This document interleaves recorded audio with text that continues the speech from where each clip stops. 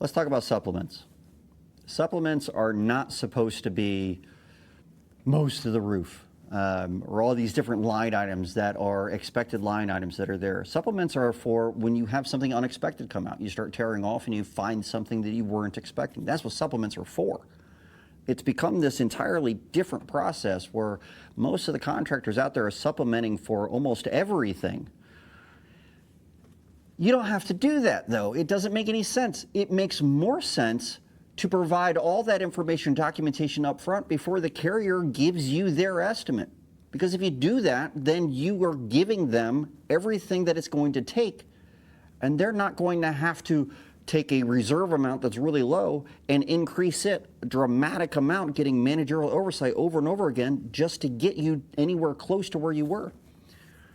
You have to prove the loss. You have to prove to them what the scope of work is supposed to be. And if you do that up front, then the carrier has something to investigate and they can actually approve all of that at that moment. And then you're only supplementing for the things that weren't known. If you end up having big supplements at that point, it's because either you were wrong or the carrier was acting inappropriately.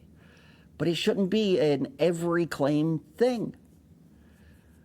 It doesn't make any sense that in our industry, we let them write the estimate first when we're the ones doing the work.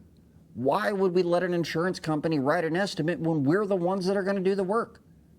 Provide an estimate. Provide all the evidence up front, guys. It will make your claim so much faster. Prove it. Prove it. Or lose it.